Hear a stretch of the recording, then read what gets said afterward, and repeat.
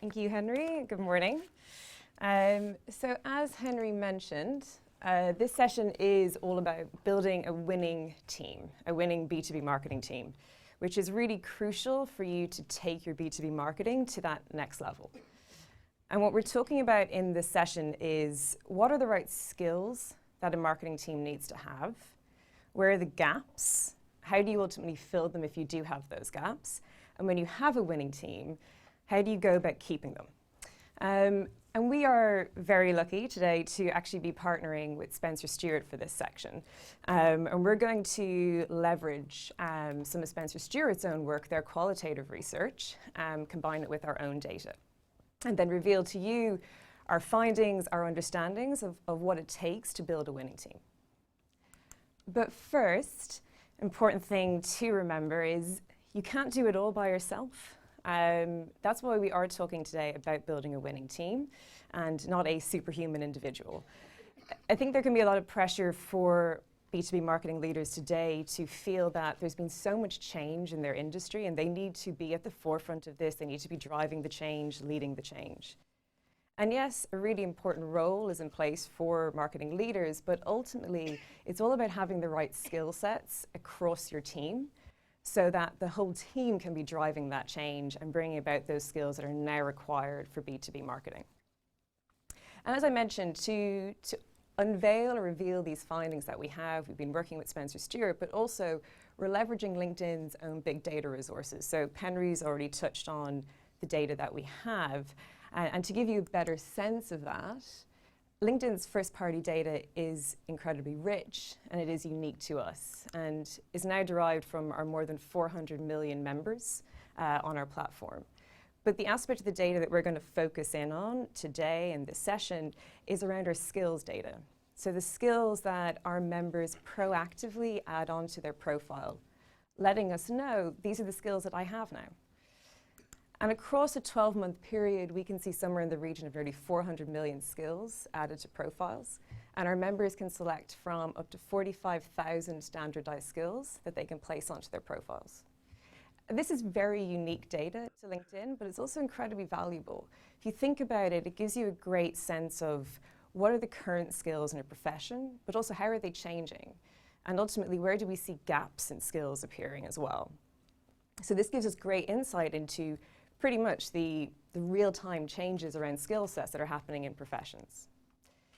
So we're going to take this data today, explore it a little bit more, but as I mentioned, we are in partnership with Spencer Stuart here, and so it's actually to their research they're going to turn to first, and a recent report that they developed about going to digital. And the question that Spencer Stuart was asking is, what skills does your marketing team need today? So every team in every industry, you have the priority skills that you need to do a really great job. So what are they for marketing?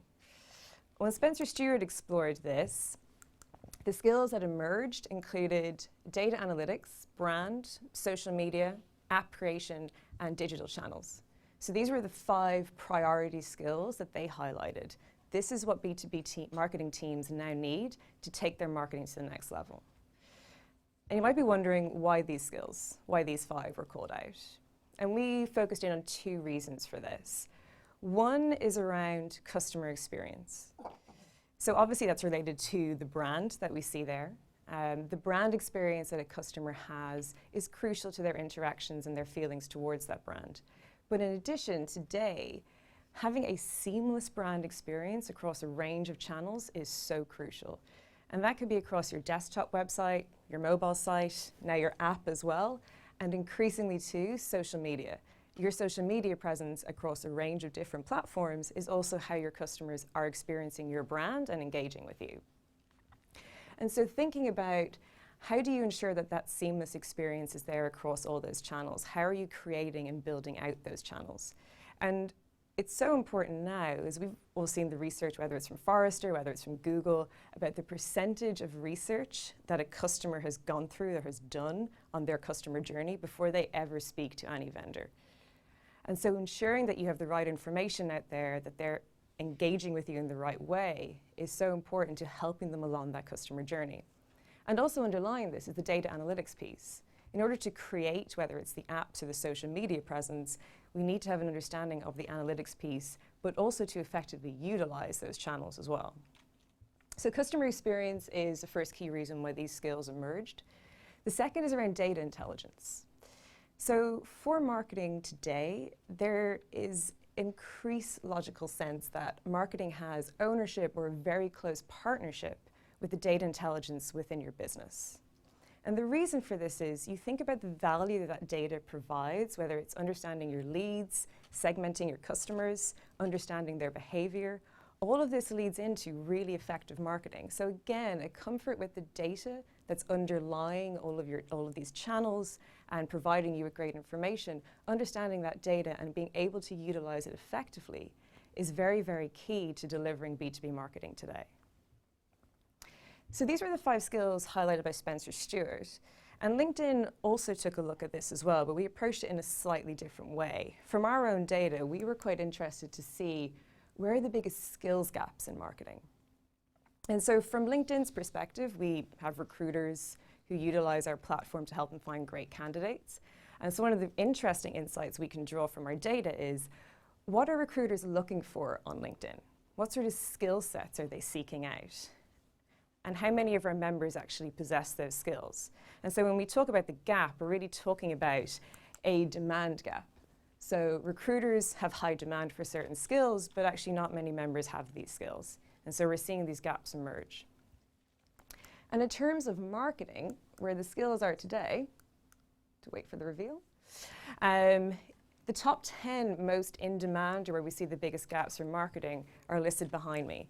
And you can see these include things like sitemaps, marketing automation, but also specifics around certain products like Omniture and Eloqua. And so one thing that jumps out is ad tech really dominates in terms of where we're seeing skills gaps. And the interesting thing about looking at this data from LinkedIn's perspective as well is that we do actually see it reinforcing the message from Spencer Stuart, that again, there are gaps around these areas to do with tech and to do with data. And that these seem to be the emerging gaps and challenges within B2B marketing when it comes to the skills on certain teams. But these are just the lists that are obviously laid out, and these are quite high level. We do want to explore this in a little bit more detail as well and try and get a bit of better understanding. In particular, understanding how should these skills be distributed across a team? Because that is the key. We go back to that point that one person cannot possess all of these skills. And we would also expect to find that skills are going to vary depending on your role, on your level of seniority within a marketing team. And so using LinkedIn's data, we wanted to explore this a little bit more. And so what we did was we looked at the skills, the top skills for marketers with different levels of experience. So what are the top skills for entry-level marketers? People who have been in the marketing profession for maybe 2 years or less. What about our millennial marketers, say aging from mid-20s to mid-30s? Our senior marketers with around 20 years experience in marketing. And finally, our marketing leaders, the most senior in the profession. Well, what jumped out originally was actually that there are commonalities. So there are certain skills that are just core to marketing. And if you're working in the industry, you're probably going to possess some of these skills. One that we highlighted here is customer service. Again, reinforcing the idea that the customer is really at the center of what marketing is doing. And across all roles, all seniority levels, a key skill. But interestingly, another common skill was social media. So now, no matter what level of seniority a marketer is at, they recognize that an understanding of social media is key for delivering marketing. Now, when we dug into this, you do see some additional detail. For example, more junior marketers still tend to rank it somewhat higher.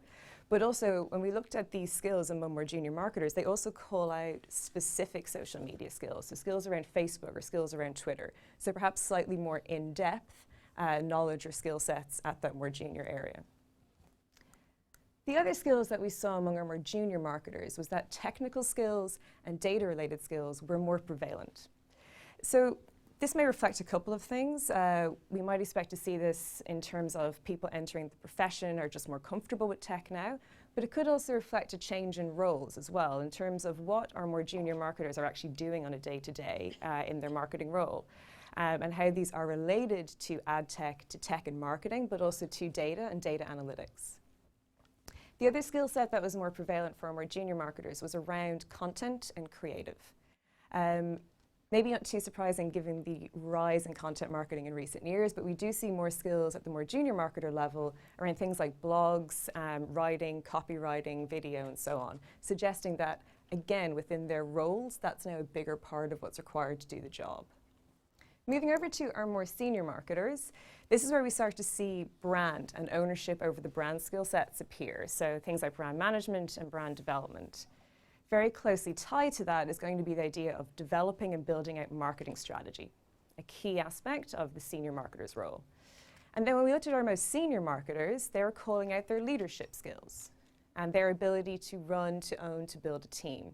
And the interesting thing is when we pulled this data out, we actually saw that what Grant is going to be presenting later on, that those skills are reinforced again in Spencer Stuart's research as really important for the most senior marketers in a business, calling out those strategic and leadership skills.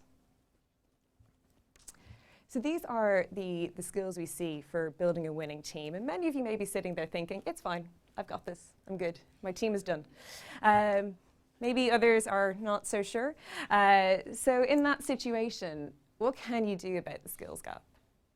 And again, we asked Spencer Stuart, we were interested to know what their perspective was on this.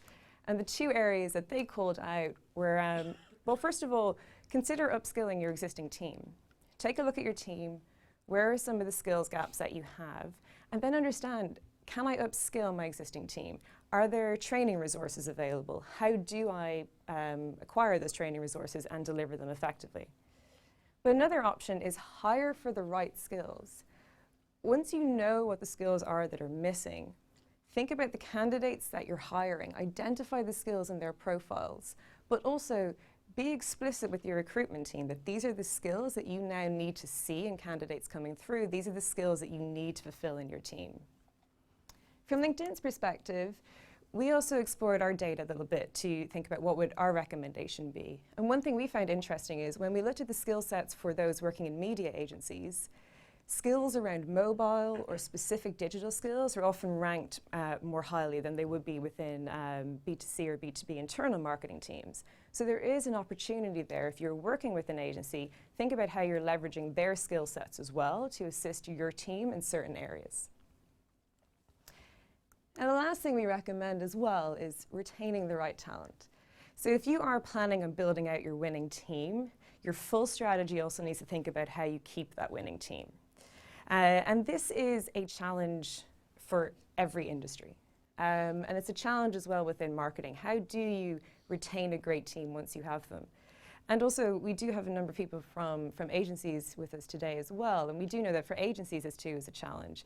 LinkedIn recently did research around media agencies and hiring trends. And for almost a third of employees within agencies, they were considering or actively looking for a new role.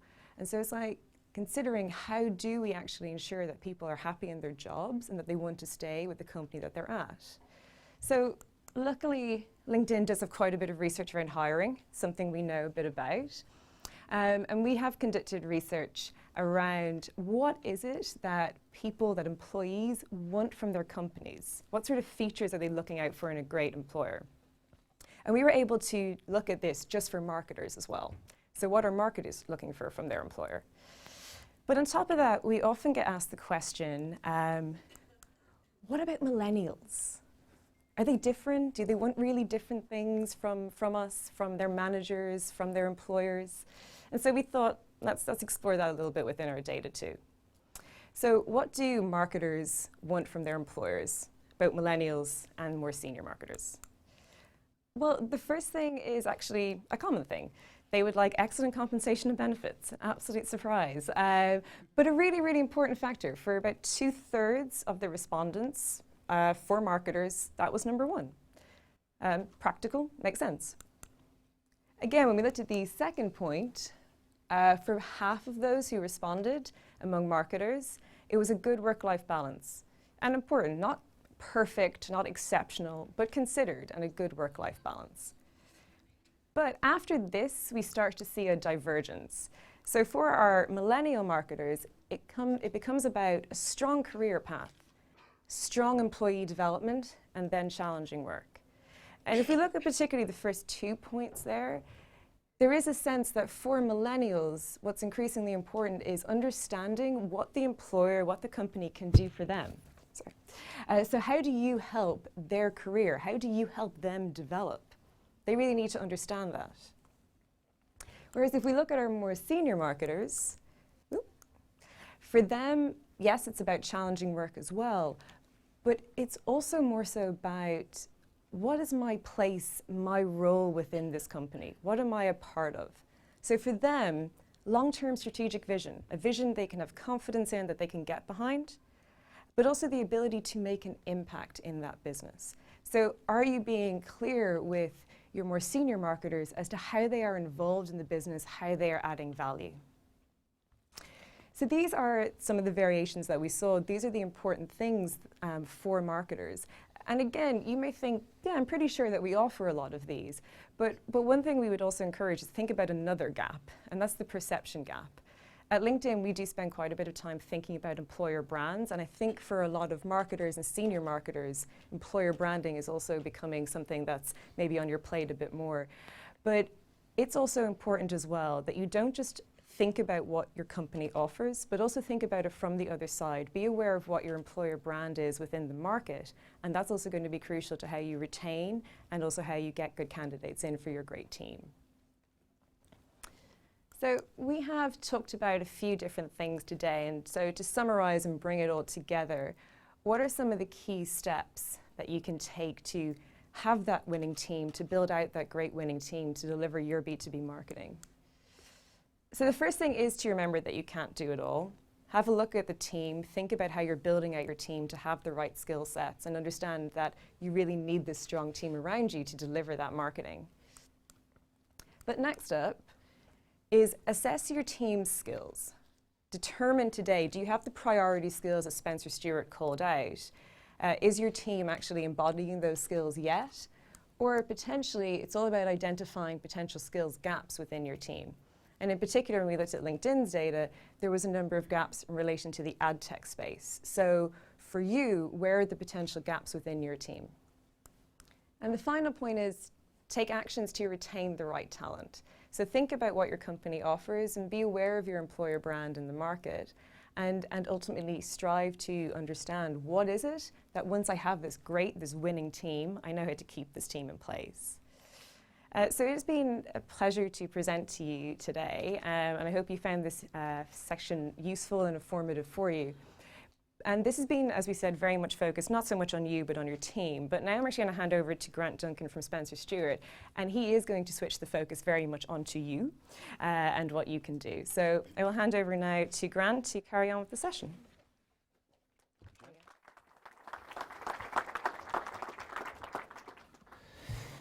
So,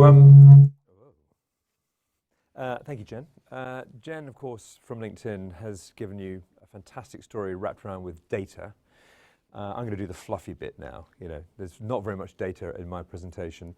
It's all about, you know, sort of emotions and judgment, which you expect from somebody who used to be in advertising. So apologies for that. So the start point for this is a bit of research we did last year.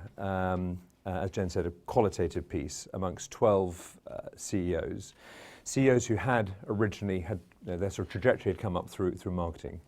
Now, the one thing I should say is these are CMOs from the consumer category, and we talked a lot about this as we were preparing for the presentation. And given particularly Penry's point about this shift that we see occurring, and we're seeing it as well, where you know, B2B and the requirements of B2B marketing are increasingly drawing on the skills and capabilities in consumer marketing.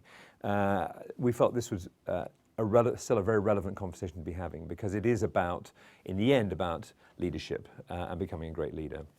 The other thing I should say is the presentation is called From CMO to CEO.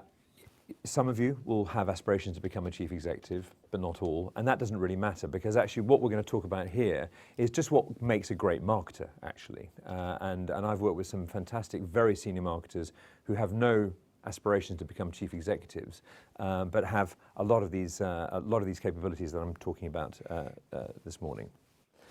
So, what do we think about marketing at the moment? And I think marketing is at a very interesting point because more now than ever before, marketers perform the role of integrators. Marketing, to a certain extent, has always been an integrator, requiring collaboration with functions like production, research, sales, operations, and so on. With digitization, that becomes even more emphatic. And again, what we're seeing now is a real requirement for marketing to ally themselves to finance, to sales, but also to technology in particular. So marketers, in a sense, come with a natural advantage because marketers are natural integrators. And as we'll go on to see, being an integrator is actually a key facet of being a great leader and a great CEO. So our premise here is that marketing is actually one of the best platforms for the jump to senior leadership because of that natural ability and that natural capability around confederation and integration. So let's explore that a bit more. What's quite interesting is, we'll see in a minute some statistics from our own work and also from LinkedIn, which shows that marketers actually do have, statistically, a stronger case than many to become chief executives. And that's partly because they, as I talked about before, they're great integrators. They are sitting at the center of success for the enterprise. And also, I've got a build here. There we go. They sit at the center of the enterprise. But also, they're performing a pretty central role in the strategic evolution and development of the business they're in. And there's a great quote here, which I'm going to take from McKinsey Quarterly from last year, where I think they feel that marketing is at quite a critical point, and certainly we see this as well. And what they've said is, marketing has come a long way in the past decade from a crisis in confidence as technology transformed the media and messaging environment to a leadership role in many companies' digitization efforts. We're on the cusp of a golden age for marketing in which great storytelling and more scientific approaches come together in exciting ways. Marketers on the cutting edge are starting to master this fusion as they deliver valuable substance to their customers while simplifying their organizations so that they can operate with more speed. So a sense there from McKinsey and also a sense from us that marketing is at potentially a really interesting point. Certainly if we look at some of the data that we pull together around CEOs' backgrounds, we see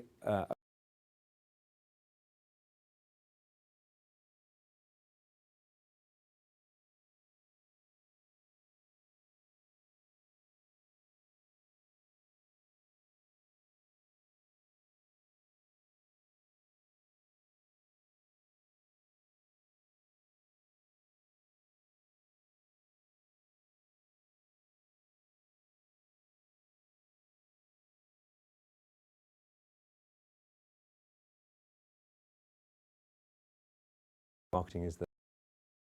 So I think some of a consistent picture there, showing again, validating the importance of marketing and the value of marketing as a platform.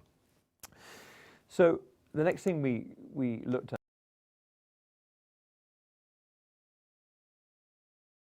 I thought we were going to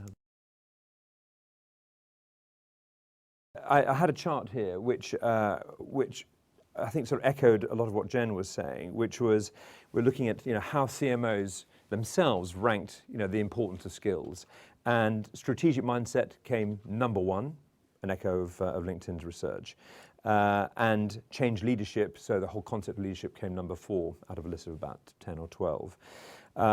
Number 2 is customer insights, and I think that's probably understandable given the origins of marketers and the role.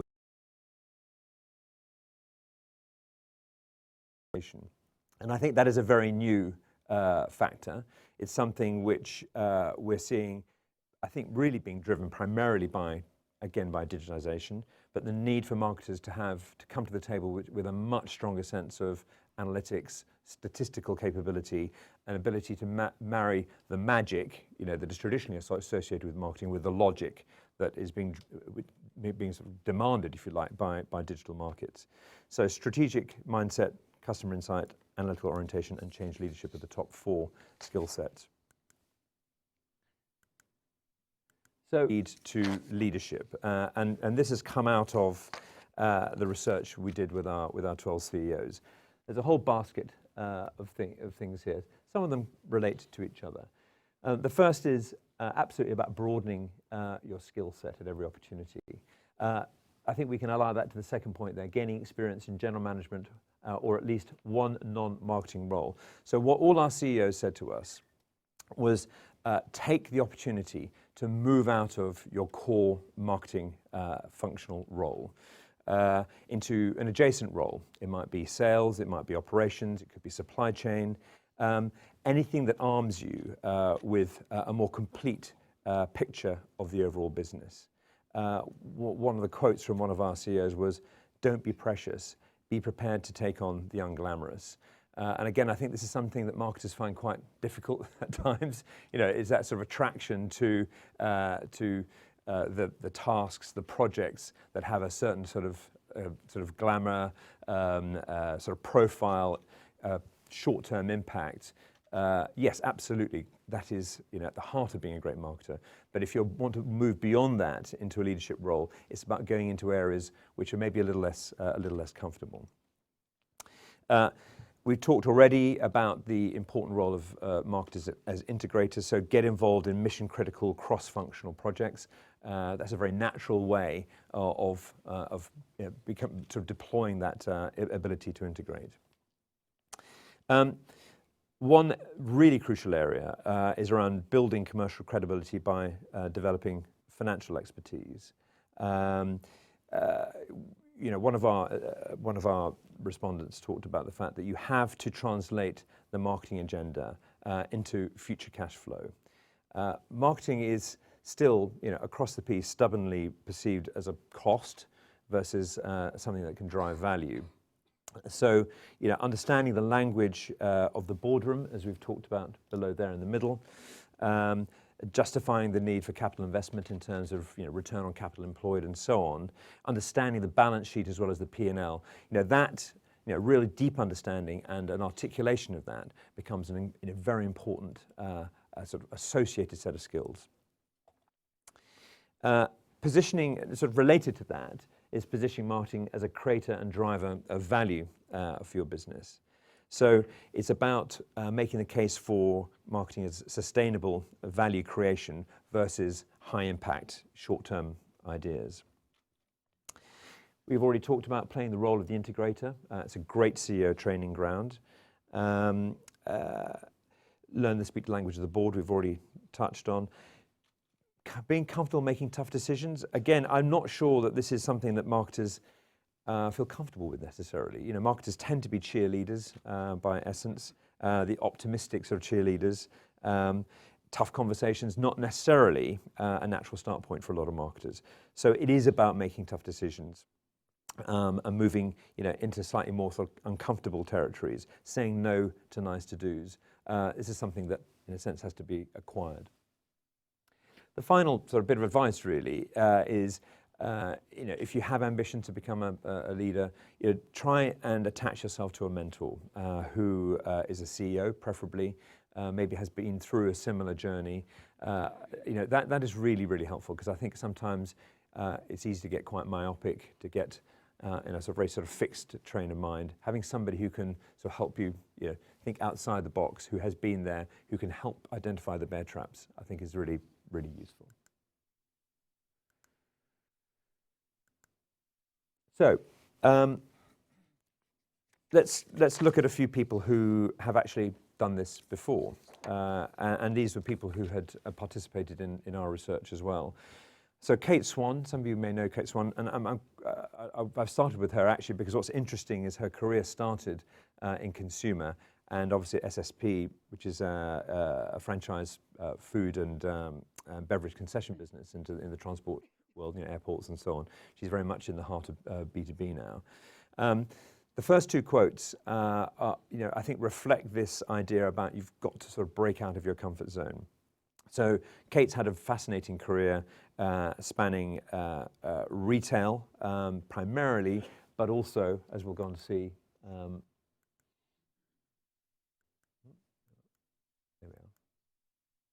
there we go. So as a marketer, she was in retail, Tesco, Currys, Dixon's, Homebase.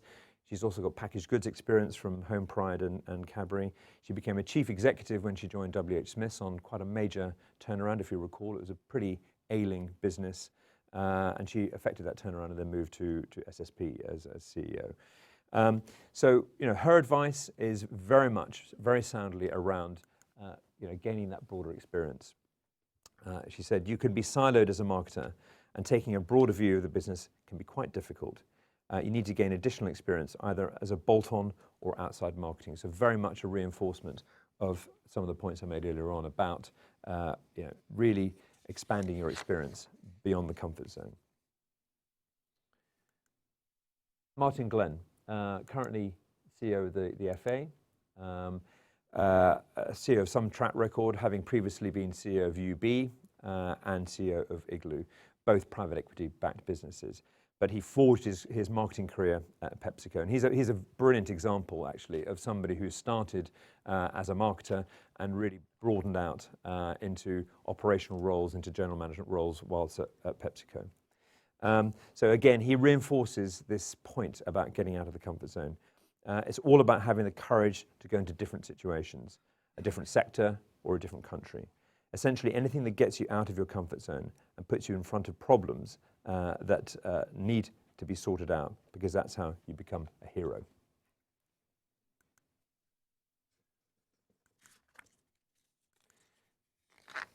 Elio Lionischetti.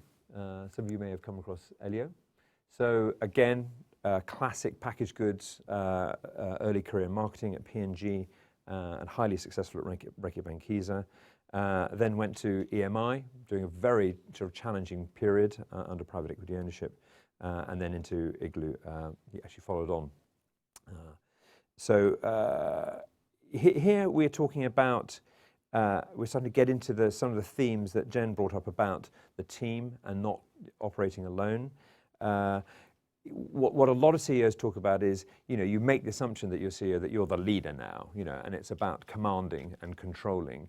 And in reality, it's about being just a fantastic influencer, going right back to my first point about being a great integrator. So here he talks about stretch yourself. Always learn how to influence at both line and matrix level. You may be good at command and control, but you also need to be good at influencing as a CEO. And that's picked up by Andy Coslet, our final case history today. So his marketing background was pure packaged goods, Unilever and Cadbury Schweppes, and his CEO experience comprised IHG and then Fitness First. And he absolutely echoes Jen's point about you can't do it all, and the vital importance of collaboration, being the influencer, being the integrator. There's a misconception that leaders are all powerful, but the higher up you go, the more influence you have. You have less power in the strict sense of the word. As a leader, I don't do it on my own. I do it with groups of people. We go on a mission together as a team. So what I hope I've managed to capture here is two or three themes. The first is that I think we are definitely at a crossroads, and a potentially very positive crossroads for marketing, driven by digitization of markets. There's, in a sense, everything to play for, but my view is that marketers do sit at the very heart, potentially sit at the very heart of this sort of transformation, not least because marketers are the voice of the customer. They're the voice of the customer into the organization. But because of their natural historic role as confederators, as integrators, actually are in a very strong position to start to hold the ring and create very strong collaborative relationships with the other key actors in their organizations, obviously sales, finance, but increasingly technology and so on. So there's a strong platform here already. But the but here is that it is about not staying stuck and confined within marketing in the strict sense of the word. It's about moving out of that into different areas outside of the comfort zone. You know, as I say, it might be an adjacent function like sales and operations. It might be a different country. And in some organizations, you know, which are, you know, kind of very well drilled at managing their talent, it might be also getting general management experience, running a small P&L of a small market, for example, before sort of coming back into the mothership. So it really is about expanding your horizons and gaining different experiences. But then beyond that, you know, as you move up, it's understanding that really the measure of leadership is about making sure, to Jen's point, you've got the right team and you assemble the right team around you and you work through the team and that it's not all about you and it's not all on your shoulders. You have to make some big decisions. You have to make some difficult decisions and some unpopular decisions. That's ultimately what the CEO is doing. But it's actually about leveraging the skill set around you and making sure that skill set is fit for purpose for the current day and age. Thank you.